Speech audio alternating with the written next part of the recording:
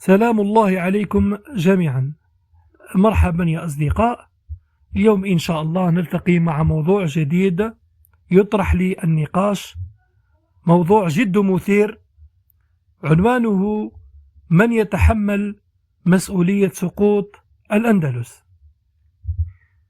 ونترك إليكم الحكم في النهاية لمعرفة إجاباتكم إن شاء الله. على مدى 8 قرون كانت الأندلس أو إسبانيا الإسلامية واحدة من أعظم مراكز الحضارة في العالم. كانت مركزا للعلم والفن والعمارة والتعايش بين المسلمين والمسيحيين واليهود. لكن في عام 1492 سقطت غرناطة، آخر معاقل المسلمين في الأندلس، لينتهي بذلك الوجود الإسلامي في أوروبا الغربية.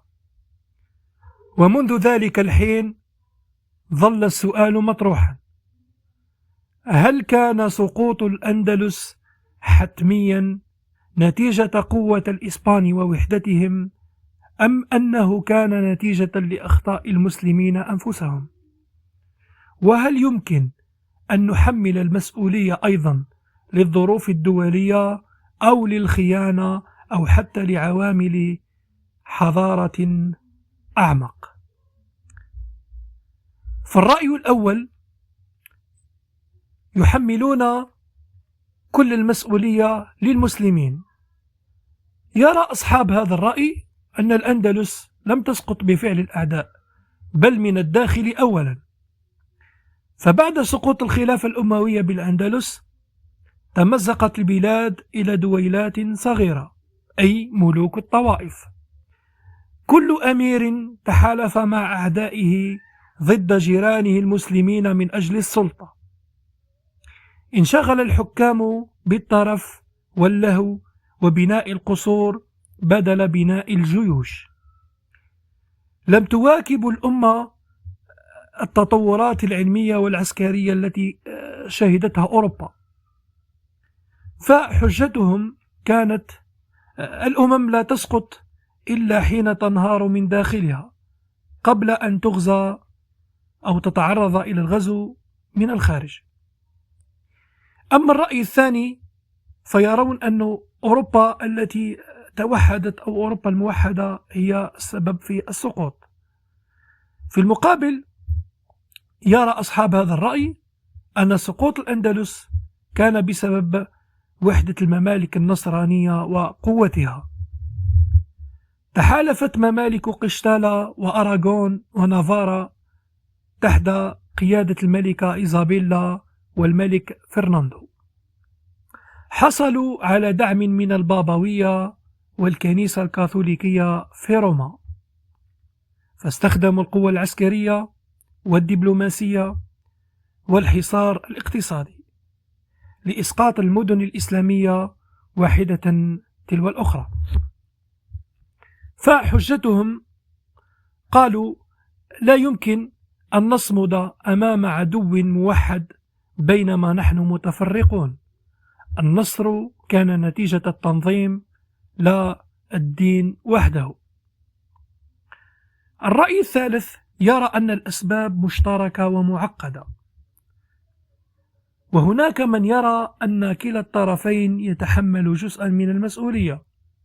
المسلمون ضعفوا وتفرقوا، المسيحيون اتحدوا وتقدموا، والظروف الحضارية تغيرت، إذ انتقلت مراكز العلم والقوة تدريجيا من الشرق إلى أوروبا. كما لعبت الخيانة الداخلية والاتفاقيات السرية دورا كبيرا، مثل تسليم غرناطة مقابل وعود لم تنفذ. حجة هذا الاتجاه أو أصحاب هذه الرؤية يقولون أن سقوط الأندلس لم يكن